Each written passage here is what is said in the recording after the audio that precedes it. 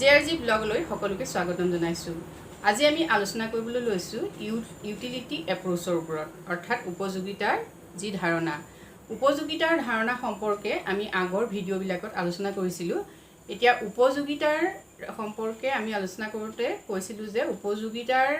দুটা কনসেপ্ট আছে। উপযোগিতাৰ ধাৰণা বিশ্লেষণৰ দুটা কনসেপ্ট আছে, অৰ্থাৎ এপ্ৰোচ আছে। প্ৰথম এপ্ৰোচটো আছিল কাৰ্ডিনেল এপ্ৰোচ আৰু নেক্সটটো হ'ল অৰ্ডিনেল এপ্ৰোচ, অৰ্থাৎ সংখ্যাত্মক উপযোগিতা বিশ্লেষণ আৰু ক্ৰমবাচক উপযোগিতা বিশ্লেষণ। ইতিমধ্যে আমাৰ আগৰ ভিডিঅ'টোত আমি সংখ্যাত্মক ক্ৰমযোগিতা বিশ্লেষণ সম্পৰ্কে আলোচনা কৰিছোঁ আৰু আজি আমি আলোচনা কৰিবলৈ লৈছোঁ ক্ৰমবাচক উপযোগিতা বিশ্লেষণ। ক্ৰমবাচক উপযোগিতা শব্দটোক আমি অৱস্থানগত উপযোগিতা বিশ্লেষণ বুলি ক'ব পাৰোঁ আৰু এই ক্ৰমবাচক উপযোগিতা বিশ্লেষণকে নিৰপেক্ষ ৰেখা বিশ্লেষণ বুলি কোৱা হয়। এতিয়া আমি জানো যে প্ৰতিটো বিধিয়ে বা প্ৰতিটো ধাৰণাই কি হয়, ক্ৰম বিকাশ হৈহে ধাৰণাবিলাক সৃষ্টি হয়। অৰ্থনীতিটো ঠিক তেনেকৈ ক্ৰম বিকাশৰ জৰিয়তে এটা নতুন নতুন তত্ত্ব উদ্ভৱ হৈ আহিছে। এতিয়া নিৰপেক্ষ ৰেখা বিশ্লেষণ তত্ত্বৰ আগত আমি যিহেতু সংখ্যাত্মক উপযোগিতা ধাৰণা আলোচনা কৰিছিলোঁ, সেই উপযোগিতা বিশ্লেষণৰ যিবিলাক সীমাবদ্ধতা আছিলে, সেই সীমাবদ্ধতাৰ ভিত্তিতে ক্ৰমবাচক উপযোগিতা তত্ত্বটো গঢ় লৈ উঠিছে। এতিয়া প্ৰথম অৱস্থাত ক্ৰমবাচক উপযোগিতা তত্ত্বটো দিয়াৰ আগতে নিৰপেক্ষ সংখ্যাত্মক উপযোগিতা বিশ্লেষণক সমালোচনা কৰিছিল প্ৰফেচাৰ F.W. এজৱাৰ্থ। এজন আছিলে ইংৰাজ অৰ্থনীতিবিদ। তেওঁ 1881ত প্ৰথমতে কি কৰিছিলে, কাৰ্ডিনেল এপ্ৰোচটো সমালোচনা কৰি এই অৰ্ডিনেল এপ্ৰোচটোৰ তেওঁৰ প্ৰথম ধাৰণাটো তেওঁ আনিছিলে। তাৰপিছত তেওঁৰ লগত আছিলে পেৰেটো ইটালিয়ান অৰ্থনীতিবিদ ভিলফ্ৰেডো পেৰেটো। এই পেৰেটোৱে কি হৈছে, তাৰপিছত আকৌ এই নিৰপেক্ষ ৰেখা তত্ত্বটোৰ ওপৰত চিন্তা চৰ্চা আৰম্ভ কৰিছিল। নেক্সট আহিলে 1892ত আৰভিং ফিচাৰে এই যিটো তত্ত্ব, নিৰপেক্ষ ৰেখাৰ যিটো তত্ত্ব, সেই তত্ত্বটো দিবলৈ চেষ্টা কৰিছিল। কিন্তু 1934ত J.R. হিগছ আৰু R.G.D. এলেনে ইয়াক কি কৰে, পূৰ্ণ ৰূপ দিয়ে। ইয়াৰ পাছতো আৰু এটা স্তৰ আছিলে, যিটো স্তৰত সম্পূৰ্ণৰূপে নিৰপেক্ষ ৰেখা বিশ্লেষণৰ যিটো সংশোধিত ৰূপ, যিটো আমি এতিয়া পাইছোঁ, সেই ৰূপটো আগবঢ়াইছিল 1939ত প্ৰকাশিত ভেলু এণ্ড কেপিটেল গ্ৰন্থত হিগছে। গতিকে হিগছ আৰু এলেনকে সাধাৰণতে কি হয়, নিৰপেক্ষ ৰেখা বিশ্লেষণৰ পৃষ্ঠপোষক বুলি কোৱা হয়। গতিকে হিগছে তেওঁৰ গ্ৰন্থ ভেলু এণ্ড কেপিটেল, মূল্য আৰু মূলধন, এই গ্ৰন্থখনত তেওঁ কি কৰিছিলে, নিৰপেক্ষ ৰেখাৰ সংশোধিত ৰূপটো আগবঢ়াইছিলে। গতিকে নিৰপেক্ষ ৰেখা সম্পৰ্কত বা অৰ্ডিনেল এপ্ৰোচটোৰ আমি এই কথাখিনি আমাৰ হিষ্ট্ৰী বুৰঞ্জী হয় অৰ্ডিনেল এপ্ৰোচৰ, গতিকে আমি এই কথাখিনি প্ৰথমতে জানি ল'লোঁ। ইয়াৰ পাছত আহিলে যে কাৰ্ডিনেল এপ্ৰোচটোৰ পাছত বা সমালোচনা কৰি অৰ্থনীতিবিদসকলে অৰ্ডিনেল এপ্ৰোচটো কিয় দিলে। আমি কৈছিলোঁ যে কাৰ্ডিনেল এপ্ৰোচত কি হয়, সংখ্যাত্মক উপযোগিতা তত্ত্বত উপযোগিতা বিশ্লেষণ কৰা হয় সংখ্যাৰে, অৰ্থাৎ কোৱান্টিটেটিভ মাইণ্ডত, অৰ্থাৎ 1, 2, 3, 4 আমি যিটো ছেটিছফেকশ্যন পাওঁ, আমি যিটো উপযোগিতা পাওঁ, আমি ধৰি ল'লোঁ এটা গান শুনিলোঁ, গান শুনি আমি যিটো ছেটিছফেকশ্যন পালোঁ, সেই ছেটিছফেকশ্যনটোত আমি 1, 2, 3 দি পেলাই নিশ্চয় গণনা কৰিব নোৱাৰোঁ, অৰ্থাৎ কোৱান্টিটেটিভ মেনাৰত আমি তাক গণনা কৰিব নোৱাৰোঁ। গতিকে সেইটো আমাৰ চাইক'লজিকেল মেনাৰ, চাইক'লজিকেল ছেটিছফেকশ্যন, মানে মনোবিজ্ঞান, আমাৰ মানসিক বিষয় যিটো সুখ, সেই সুখটো আমি কেতিয়াও কি কৰিব নোৱাৰোঁ, সংখ্যাৰে প্ৰকাশ কৰিব নোৱাৰোঁ। গতিকে কাৰ্ডিনেল এপ্ৰোচটোৰ ডাঙৰ সীমাবদ্ধতা আছিলে সেইটোৱে যে উপযোগিতা কেতিয়াও সংখ্যাৰে জুখিব নোৱাৰি, তাৰ সেইটো আছিলে লিমিটেশ্যন। গতিকে সেই লিমিটেশ্যনটোৰ ভিত্তি কৰি ইয়াত কোৱা হ'ল যে অৰ্ডিনেল এপ্ৰোচে কি কৰিছে, যে কৈছে যে ছেটিছফেকশ্যনটো, অৰ্থাৎ ইউটিলিটি, আমি যিটো দ্ৰব্য এটা উপভোগ কৰি বা সেৱা উপভোগ কৰি আমি যিটো সন্তুষ্টি পাওঁ, সেই সন্তুষ্টিটো কি কৰা হয়, ক্ৰমবাচক হিচাপে তাক জোখা হয়, অৰ্থাৎ ক্ৰম দিব পাৰোঁ। আমি অৰ্ডিনেল মেথডত আমি তাক কি কৰিব পাৰোঁ, ক'ব পাৰোঁ যে হয় এইটো আমি মানে প্ৰথম, দ্বিতীয়, তৃতীয় এনেকৈ আমি অৰ্ডাৰত তাক ভাগ কৰি যিটো ছেটিছফেকশ্যন লেভেল সেইটো আমি দেখুৱাব পাৰোঁ। গতিকে অৰ্ডিনেল এপ্ৰোচটোৰ মূল বিষয়টোৱে হৈছে যে কি হৈছে, উপযোগিতাক ক্ৰমবাচক ক্ৰম হিচাপে, মানে প্ৰথম, দ্বিতীয়, তৃতীয় এনেকৈ গণনা কৰিবলৈ ইয়াত গণনা কৰা হৈছে অৰ্ডিনেল এপ্ৰোচত। গতিকে সেই বিষয়বস্তুটোৰ মানে দুইটাৰ ডিফাৰেঞ্চটো হ'ল সেইটো। এতিয়া আমি প্ৰথমতে আমি আগতে কৈছোঁ যে যিকোনো এটা তত্ত্ব বা যিকোনো এটা ধাৰণা ব্যাখ্যা কৰাৰ আগত কিছু এজাম্পশ্যন থাকে গতিকে ইনডিফাৰেঞ্চ কাৰ্ভ এপ্ৰ'চৰ এজাম্পশ্যনখিনি কি কি অৰ্থাৎ অভিধাৰণাখিনি কি কি আমি সেই সম্পৰ্কে এবাৰ চাই লওঁ এতিয়া প্ৰথম আহিলে ইয়াত আমাৰ ইয়াৰ প্ৰথম যিটো ইনডিফাৰেঞ্চ কাৰ্ভ এনালাইচিছৰ প্ৰথম এজাম্পশ্যনটো হ'ল নন ছেটিছফাই বা এইটোকে কোৱা হয় মনোটনিক প্ৰিফাৰেঞ্চ এইটো হ'ল মনোটনিক প্ৰিফাৰেঞ্চ এইটো বিশেষভাৱে পৰীক্ষাত আহে আৰু ছাত্ৰ ছাত্ৰীসকলেও অকণমান বুজি পাবলৈ অসুবিধা পায় যে মনোটনিক প্ৰিফাৰেঞ্চ কি মানে যিটো আমাৰ অগ্ৰগণ্যতা আমি দ্ৰব্য প্ৰচণ্ডৰ অগ্ৰগণ্যতা সেইবুলিও অসমীয়াত আমি ক'ব পাৰোঁ এই মনোটনিক প্ৰিফাৰেঞ্চটোৱে হ'ল নন ছেটিছফাই মানে অপৰিতৃপ্ত চৰ্ত এইটো যিটো এতিয়া কি হয় এজন উপভোক্তাই দ্ৰব্য এটা যেতিয়া উপভোগ কৰে সাধাৰণতে তেওঁ কি হয় কেতিয়াও ছেটিছফাইড যিটো ফুল্লি তেওঁ কেতিয়াও ছেটিছফাইড নহয় দ্ৰব্য এটা উপভোগ কৰিবলৈ যাওঁতে তেওঁ কি হয় দ্ৰব্যটো আৰু অধিক উপভোগ কৰাৰ যিটো তেওঁ মানসিকতা বা যিটো টেণ্ডেঞ্চি সেইটো আহি থাকে গতিকে সেইটোকে কোৱা হয় অপৰিতৃপ্ত চৰ্ত এতিয়া এই মনোটনিক প্ৰিফাৰেঞ্চত দুটা দ্ৰব্য আমি ধৰি ল'লোঁ এটা দ্ৰব্য এক্স এটা দ্ৰব্য ৱাই এই এক্স আৰু ৱাই দ্ৰব্য দুটা যেতিয়া ক্ৰয় কৰিবলৈ যায় বা উপভোক্তাজনে উপভোগ কৰিবলৈ যায় তেতিয়া কি হয় এক্সৰ আমি ধৰিলোঁ 1 এইফালে 2 এইফালে এক্সৰ 2 এইফালে আমাৰ 4 এতিয়া এনেকৈ যেতিয়া জোঁটবিলাক গৈ থাকে তেতিয়া উপভোক্তাজনে সদায় সেই জোঁটটো গুৰুত্ব দিয়ে যিটো জোঁটত কি হয় তেওঁ উপভোগ কৰিব পৰা দ্ৰব্যৰ পৰিমাণ বেছি থাকে এতিয়া আমি প্ৰথম জোঁটত দেখিলোঁ এক্সৰ এটা ৱাই দুটা কিন্তু আমি দ্বিতীয় জোঁটত দেখিলোঁ এক্সৰ দুটা আৰু ৱাই 4টা অৰ্থাৎ ইয়াত 6টা আছে আৰু ইয়াত কিন্তু 3টাহে আছে এতিয়া উপভোক্তাজনে কোনটো গুৰুত্ব দিব বেছিকৈ তেওঁ উপভোগ কৰিব বিচাৰিব এই 6 এই 2 নম্বৰ জোঁটটো গতিকে এইটোকে কোৱা হয় মনোটনিক প্ৰিফাৰেঞ্চ সদায় তেওঁ কি হয় তেওঁ যিটো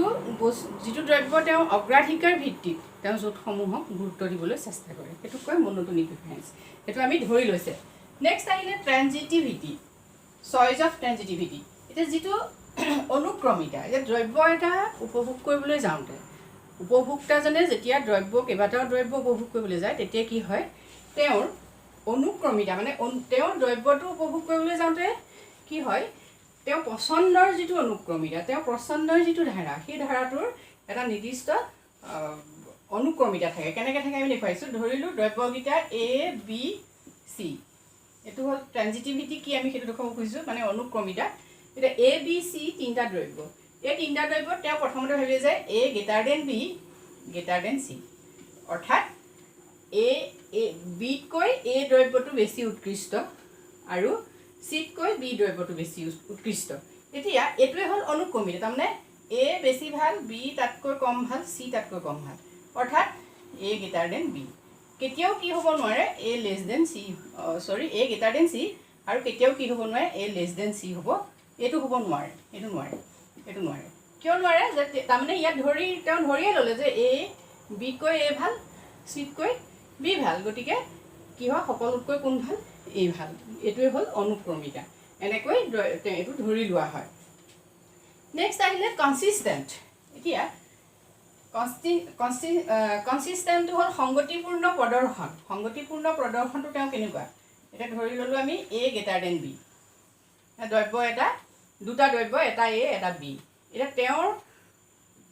উপভোক্তাজনে এইটো উপভোক্তাজনৰ ক্ষেত্ৰত এইটো ধৰি লোৱা হৈছে যে তেওঁৰ কাৰণে সদায় কি হৈছে এ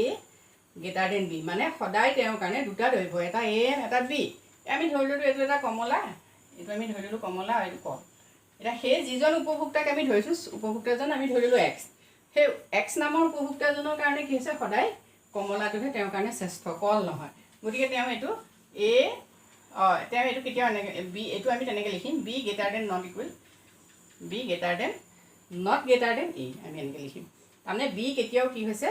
এইতকৈ ভাল হ'ব নোৱাৰে গতিকে এইটোকে কোৱা হয় সংগতিপূৰ্ণ প্ৰদৰ্শন নেক্সট আহিলে diminishing marginal rate of substitution এতিয়া এইটো হ'ল আমাৰ কি diminishing marginal rate of substitution মানে প্ৰান্তিক প্ৰতিকল্পনৰ হাৰ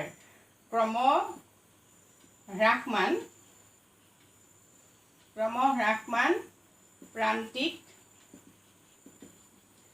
প্ৰতিকল্পনৰ প্ৰান্তিক প্ৰতিকল্পনৰ হাৰ অৰ্থাৎ diminishing marginal rate of substitution এতিয়া ইয়াত কৈছে যে প্ৰান্তিক প্ৰতিকল্পনৰ হাৰ দুটা দ্ৰব্য উপভোগ কৰোঁতে যি প্ৰান্তিক প্ৰতিকল্পনৰ হাৰৰ সৃষ্টি হ'ব সেই প্ৰান্তিক প্ৰতিকল্পনৰ হাৰ কি হ'ব সদায় ক্ৰম হ্ৰাসমান হ'ব এতিয়া এই প্ৰান্তিক প্ৰতিকল্পনৰ হাৰ কি সেই প্ৰশ্নটো ইয়াত নিশ্চয় আহিব গতিকে প্ৰান্তিক প্ৰতিকল্পনৰ হাৰ হৈছে যে দুটা দ্ৰব্যৰ উপভোগ কৰোঁতে পৰিৱৰ্তনৰ যিটো হাৰ সেইটোকে কোৱা হয় প্ৰান্তিক প্ৰতিকল্পনৰ হাৰ এতিয়া আমি কি কৰিম এইটো আমি ধৰি ল'লোঁ ডেল এক্স দুটা দ্ৰব্য আমি ধৰি ল'লোঁ এক্স এণ্ড ৱাই এই এক্স এণ্ড ৱাই এটা ডেল এক্স এটা Dell Y divided by del x অৰ্থাৎ এক্স দ্ৰব্যৰ ৱাই দ্ৰব্যৰ যি পৰিৱৰ্তন আৰু এক্স দ্ৰব্যৰ যি পৰিৱৰ্তন সেই পৰিৱৰ্তনৰ যিটো ৰেট হ'ব হাৰ হ'ব সেইটোকে কি বুলি কোৱা হয় প্ৰান্তিক প্ৰতিকল্পন আৰু সেই প্ৰান্তিক প্ৰতিকল্পনৰ হাৰটো কি হৈছে ক্ৰমান্বয়ে হ্ৰাস হৈ আহিব ডিমিনিছেছ গতিকে সেইটোকে কোৱা হয় প্ৰান্তিক প্ৰতিকল্পনৰ হাৰ এইটো আমি পিছত চিত্ৰসহ আলোচনা কৰিম গতিকে প্ৰথমতে আমি ইয়াত জাষ্ট বেছিক এটা কনচেপ্ট দিবলৈ চেষ্টা কৰিছোঁ নেক্সট আহিলে অৰ্ডিনেল মেজাৰমেণ্ট অফ ইউটিলিটি এইটো আমি আগতে কৈছোঁৱেই যে অৰ্ডিনেল মেজাৰমেণ্ট অফ ইউটিলিটি গোটেই ইনডিফাৰেঞ্চ কাৰ্ভ এপ্ৰ'চৰ বেছিকটোৱে হৈছে যে অৰ্ডিনেল ই কি কৰে ইয়াৰ ইউটিলিটি মেজাৰমেণ্টটো ইয়াত কি হৈছে অৰ্ডিনেলি হয় মানে ক্ৰমবাচক ইয়াত কি হৈছে উপযোগিতাক ক্ৰম অনুসৰি গণনা কৰা হয় অৰ্থাৎ প্ৰথম দ্বিতীয় তৃতীয় আমি এনেকৈ লিখিম নেক্সট আহিলে ৰেচনেল কনজিউমাৰ এইটো আমাৰ কাৰ্ডিনেল এপ্ৰ'চতো আছিলে যিহেতু ইয়াত কি হৈছে উপভোক্তাজন যুক্তিসন্মত হ'ব লাগিব উপভোক্তাজনৰ আচৰণ যুক্তিসন্মত হ'ব লাগিব আৰু সেইজন উপভোক্তাৰে আচৰণ যুক্তিসন্মত বুলি কোৱা হয় যিজনে নিৰ্দিষ্ট আয়েৰে তেওঁৰ উপভোগ্য দ্ৰব্যসমূহ যিবোৰ তেওঁ প্ৰয়োজনীয় দ্ৰব্যসমূহ উপভোগ কৰি তেওঁ কি কৰিব পাৰে সৰ্বাধিক সন্তুষ্টি আহৰণ কৰিব পাৰে গতিকে উপভোক্তাজনৰ বিহেভিয়াৰ সদায় যুক্তিপূৰ্ণ হ'ব লাগিব এইকেইটা হ'ল ইয়াৰ এজাম্পশ্যন গতিকে এজাম্পশ্যনখিনিৰ পাছত আমি চাওঁ ইনডিফাৰেঞ্চ কাৰ্ভটো কি প্ৰথম বিষয়বস্তুটো হ'ল ইনডিফাৰেঞ্চ কাৰ্ভ গতিকে সেই ইনডিফাৰেঞ্চ কাৰ্ভটো কি মানে নিৰপেক্ষ ৰেখা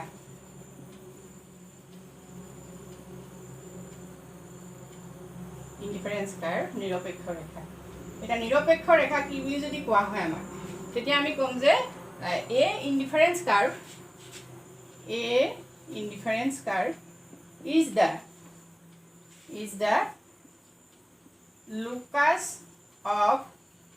is the locus of points particular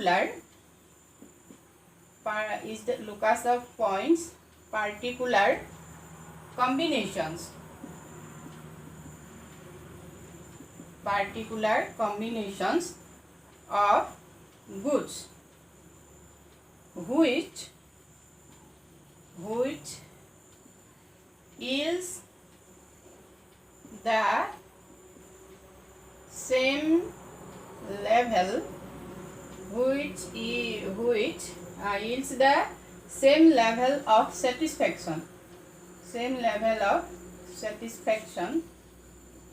which yields the same level of satisfaction to the consumer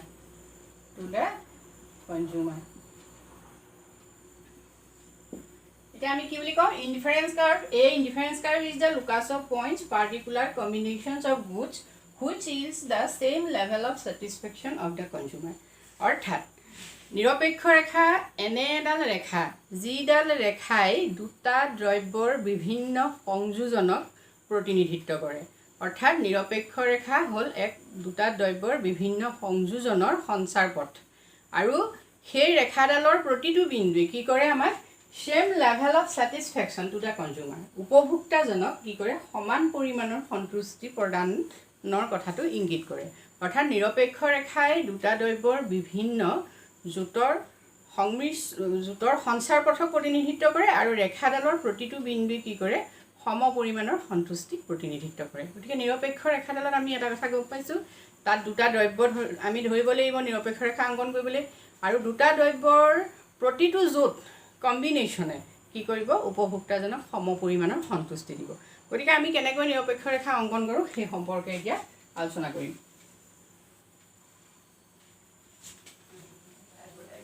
এতিয়া নিৰপেক্ষ ৰেখাৰ প্ৰথম আমি অংকন কৰিবলৈ যোৱাৰ আগত আমি আকৌ এটা বস্তু ল'ব লাগিব সেইটো হ'ল ইনডিফাৰেঞ্চ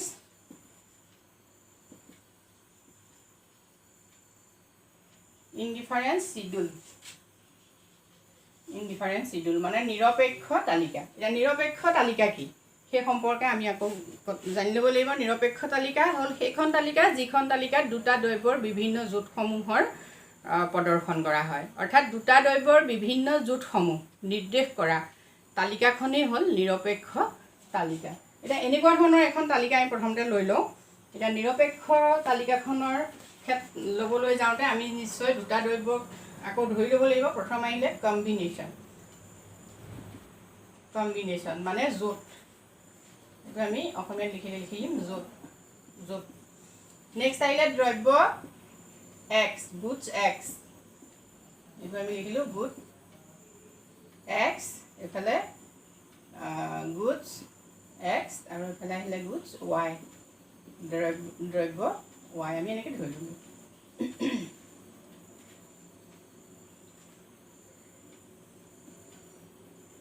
এতিয়া আমি জোঁটবিলাকক আমি ধৰিলোঁ এ বি চি ডি,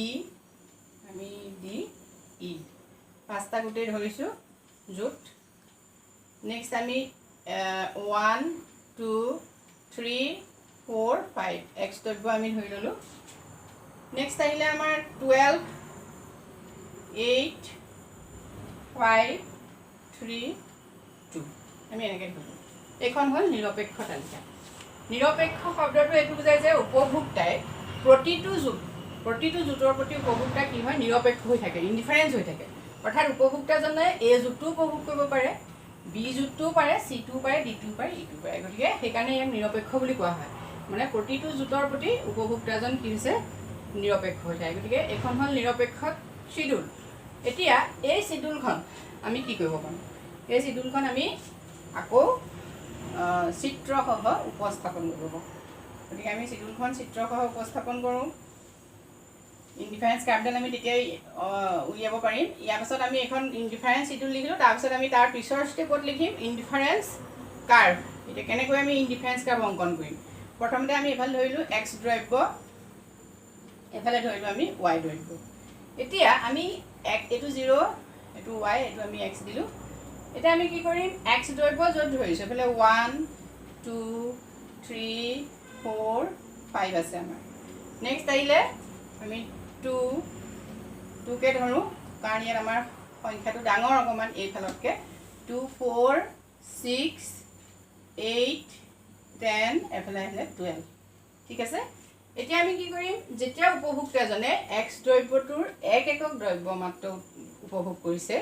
তেতিয়া উপভোক্তাজনে ৱাই দ্ৰব্য কিমান উপভোগ কৰিছে, 12। গতিকে এইটো হ'ল 12। গতিকে আমি বিন্দুটো ইয়াত দিলোঁ। এইটো হ'ল আমাৰ কম্বিনেশ্যন এ, এইটো আমি এ জোঁট লিখিম, এইটো কম্বিনেশ্যন আমাৰ এ। নেক্সট আহিলে কম্বিনেশ্যন বিত আমি চাওঁ, যেতিয়া দুটা দ্ৰব্য এক্স উপভোগ কৰিছে তেতিয়া তেওঁ কি কৰিছে, ৱাইৰ 8টা দ্ৰব্য উপভোগ কৰিছে। গতিকে 8, এইটোত আমি ইয়ালৈ আনিলোঁ। এইটো হ'ল কম্বিনেশ্যন বি, এইটো আমি দিলোঁ। ঠিক তেনেকৈ আমি কি কৰিম, কম্বিনেশ্যনবিলাক উলিয়াই লওঁ আৰু সেই কম্বিনেশ্যনবিলাক আমি কি কৰিম, পিছত এনেকৈ সংযোগ কৰি আমি যিডাল ৰেখা পাম, ছাত্ৰ ছাত্ৰীসকলে ধুনীয়াকৈ হিচাপ কৰিব আঁকি চাব। এইডালেই হ'ল ইনডিফাৰেঞ্চ কাৰ্ভ। এইটো আমি এটা আন্দাজতে বস্তুটো বহাই দিছোঁ, যিহেতু আমি হিচাপ ইয়াত নাই কৰা বিশেষ। এ বি চি ডি আৰু এইফালে আহিলে ই। গতিকে আমি এই আই চি ইনডিফাৰেঞ্চ কাৰ্ভ, এইডালেই হ'ল ইনডিফাৰেঞ্চ কাৰ্ভ। এতিয়া আমি কি কৰিব লাগিব, যে টেবুলখনৰ পৰা আমি এইখিনি ইয়াত বহুৱালোঁ। এতিয়া আমি এক্সপ্লেনেশ্যন দিম, ব্যাখ্যা দিম। ব্যাখ্যাত আমি লিখিম যে অ' এক্স অক্ষত আমি এক্স দ্ৰব্য ধৰিলোঁ আৰু অ' ৱাই অক্ষত আমি ৱাই দ্ৰব্য ধৰিলোঁ। এতিয়া নিৰপেক্ষ তালিকাৰ পৰা A B C D E বিভিন্ন জোঁটসমূহ বহুৱাই আৰু বিভিন্ন জোঁটসমূহ সংযোজন কৰি আমি যিডাল ৰেখা পালোঁ, সেই ৰেখাডালেই হ'ল নিৰপেক্ষ ৰেখা। গতিকে আমি দেখিলোঁ যে ইয়াত কি হৈছে, এটা A B C D E এই 5টা জোঁটৰ প্ৰতি কি হৈছে, উপভোক্তাজন নিৰপেক্ষ। এই প্ৰতিটো জোঁটে উপভোক্তাজনক কি দিব, ছেম লেভেল অফ ছেটিছফেকশ্যন দিব, অৰ্থাৎ সম পৰিমাণৰ সন্তুষ্টি প্ৰদান কৰিব। গতিকে উপভোক্তাজনে এইটোত উপভোগ কৰিলে যিমান সন্তুষ্টি পাব, এইটোত যিমান পাব, এইটোতো সিমানেই পাব। গতিকে প্ৰতিটো বিন্দুৰ প্ৰতি কি হৈছে, উপভোক্তাজন নিৰপেক্ষ হৈ থাকিব সেইটো কাৰণে কোৱা হয় এইডাল নিৰপেক্ষ ৰেখা গতিকে এইখিনিলৈকে আমি বুজি পাইছোঁ নিশ্চয় যে নিৰপেক্ষ ৰেখা কাক বোলে নিৰপেক্ষ তালিকা কি ইয়াৰ পাছত আমি আলোচনা কৰিম যে নিৰপেক্ষ ৰেখাডাল যিহেতু আমি দেখিছোঁ যে এই নিৰপেক্ষ ৰেখাডাল কনভেক্স টু দ্য অৰিজিন অৰ্থাৎ মূল বিন্দুৰ প্ৰতি উত্তল এতিয়া কিয় হয় সেই কথাখিনিও আমি আলোচনা কৰিম ইয়াৰ আগত আমি আৰু এটা বস্তু আলোচনা কৰি দিওঁ নিৰপেক্ষ ৰেখাৰ যিবিলাক ধৰ্ম আমি বৈশিষ্ট্যবিলাক আমি আলোচনা কৰি লওঁ প্ৰপাৰ্টিজ অফ ইনডিফাৰেঞ্চ কাৰ্ভ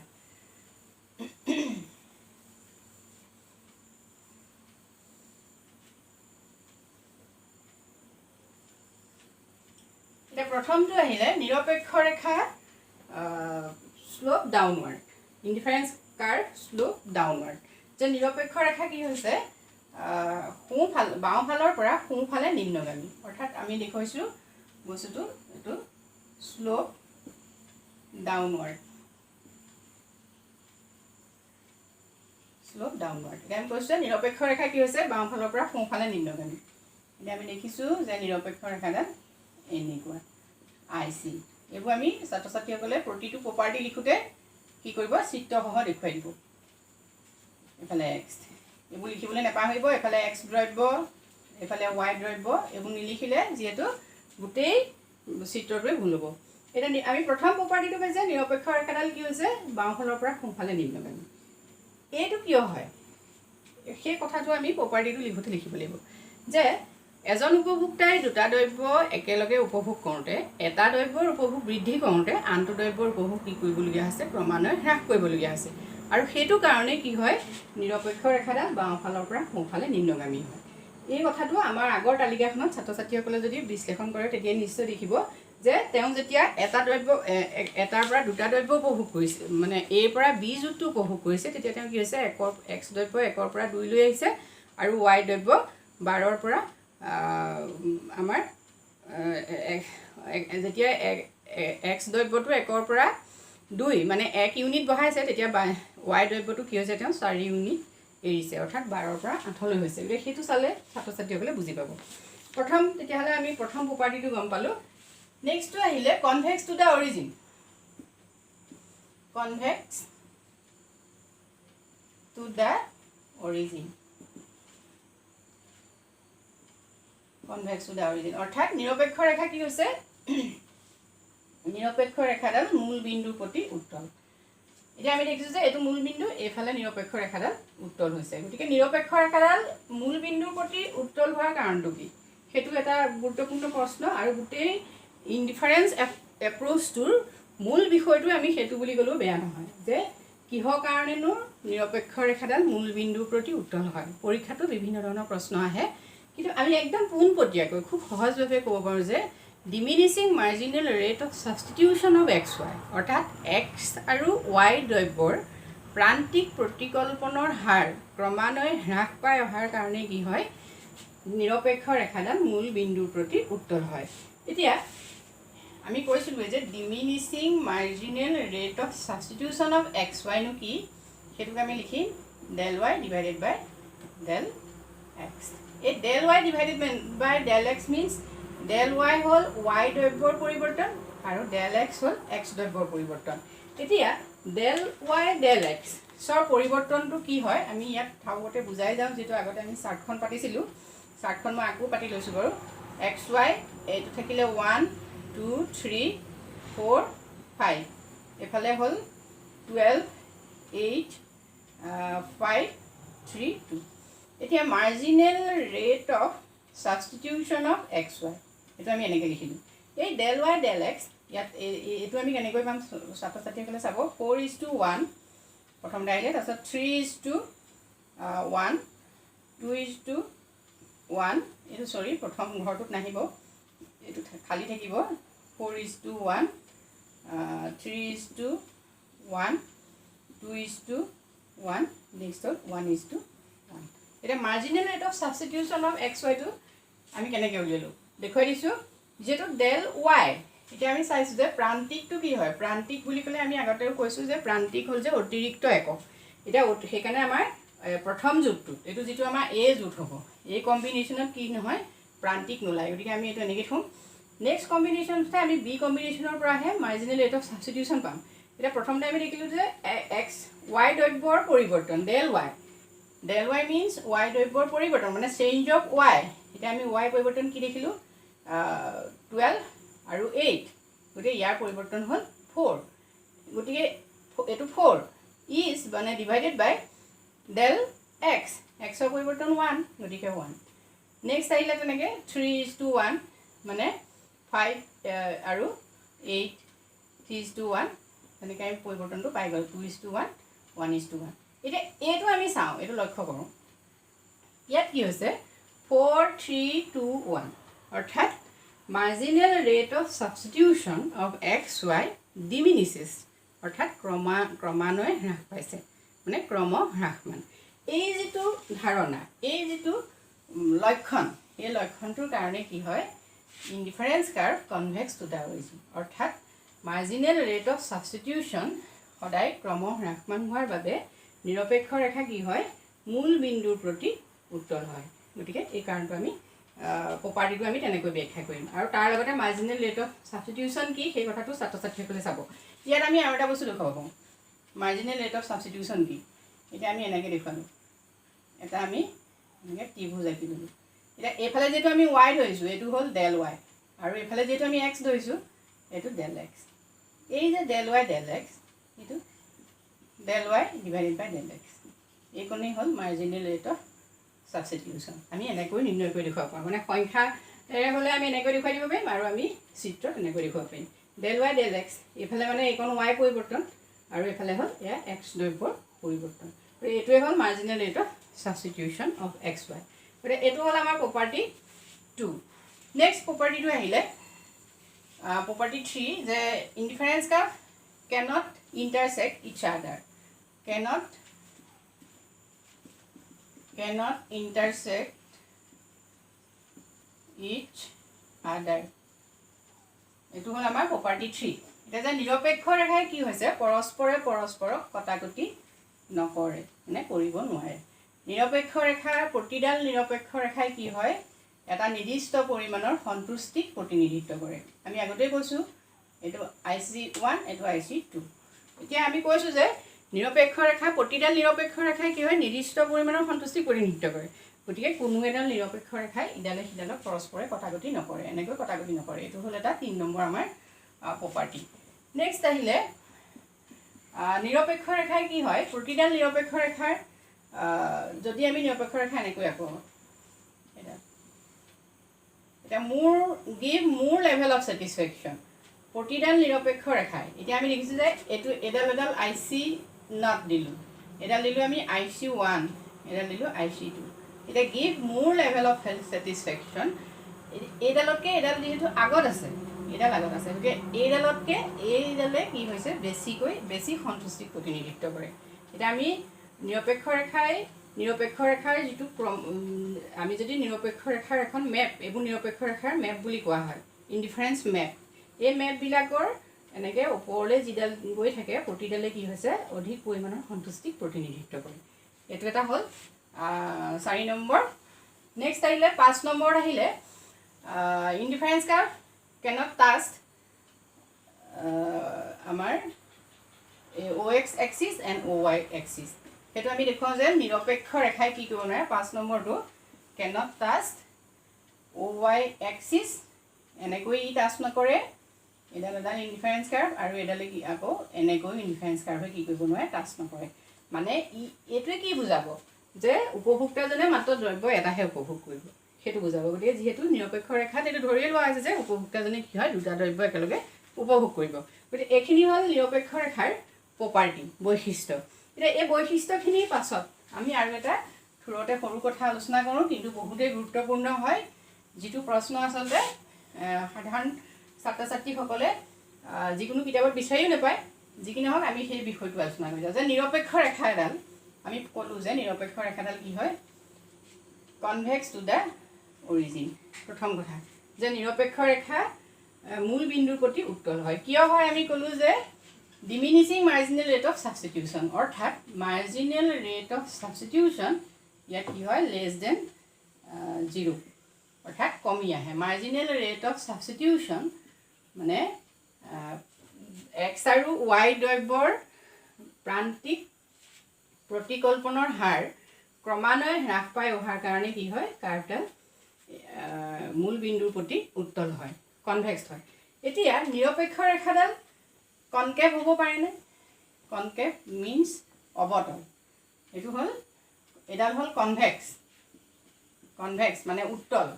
নেক্সট আহিলে কনকেভ কনকেভ মানে অৱতল এতিয়া নিৰপেক্ষ ৰেখাডাল মূল বিন্দুৰ প্ৰতি এনেকৈ অৱতল হ'ব পাৰেনে নিৰপেক্ষ ৰেখাডাল মূল বিন্দুৰ প্ৰতি অৱতল হ'ব যদিহে marginal rate of substitution of X Y greater than 0 হয় অৰ্থাৎ প্ৰান্তিক প্ৰতিকল্পনৰ হাৰ এক্স আৰু ৱাই দ্ৰব্যৰ প্ৰান্তিক প্ৰতিকল্পনৰ হাৰ কমি নাহি যদি বাঢ়ি আহে মানে যদি হ্ৰাস নহয় বৃদ্ধি হয় তেতিয়া কি হ'ব এইডাল কনকেভ টু দ্য অৰিজিন হ'ব নেক্সট আহিলে ইনডিফাৰেঞ্চ কাৰ্ভডাল অৰ্থাৎ নিৰপেক্ষ ৰেখাডাল 3 নম্বৰ এল শেপ কেতিয়া হয় এল শেপ কেতিয়া হয় নিৰপেক্ষ ৰেখাডাল কেতিয়া এল শেপ হ'ব যদি কি হয় যদি দুয়োটা দ্ৰব্য পাৰফেক্টলি ছাবষ্টিটিউট হয় যদি দুয়োটা দ্ৰব্য কি হয় পাৰফেক্টলি ছাবষ্টিটিউট হয় তেতিয়া কি হ'ব এডাল এল শেপ এডাল হ'ব এল শেপ এতিয়া এল শেপডাল এডাল ইনডিফাৰেঞ্চ কাৰ্ভ এডাল আমাৰ এল শেপ এনেকুৱা হ'ব কেতিয়া হ'ব যদি এক্স আৰু ৱাই দ্ৰব্য দুটা কি হয় পাৰফেক্টলি ছাবষ্টিটিউট মানে পূৰ্ণ প্ৰতিকল্পন দ্ৰব্য হয় তেতিয়া কি হ'ব marginal rate of substitution of X y is equal 0 হ'ব এইটোত আমাৰ ইজ ইকুৱেল 0 নেক্সট হ'ল ষ্ট্ৰেট লাইন কেতিয়া হ'ব আমি এইটো চাওঁ নিৰপেক্ষ ৰেখাডাল ষ্ট্ৰেট লাইন হ'ব যদিহে ষ্ট্ৰেট লাইন মিন্স চাৰিত আহিলে ষ্ট্ৰেট লাইন এনেকুৱা হ'ব যদি marginal rate of substitution of X y is equal infinity হয় যদি কি হয় এক্স আৰু ৱাই দ্ৰব্যৰ প্ৰান্তিক প্ৰতিকল্পনৰ হাৰ অসীম হয় ইনফিনিট হয় তেতিয়াহ'লে কি হয় এই নিৰপেক্ষ ৰেখাডাল কি হ'ব ষ্ট্ৰেট লাইন মানে সৰলৰৈখিক নিৰপেক্ষ ৰেখাডাল আমাৰ কি হ'ব সৰলৰৈখিক হ'ব গতিকে এতিয়া আমি বুজি পাইছোঁ নিশ্চয় যে দ্ৰব্যসমূহ কেনেকুৱা হ'লে কি হ'ব গতিকে ছাত্ৰ ছাত্ৰীসকলে ঘৰত অনুশীলন কৰিলে নিশ্চয় সকলো বুজি পাব আজিলৈ ইমানেই থেংক ইউ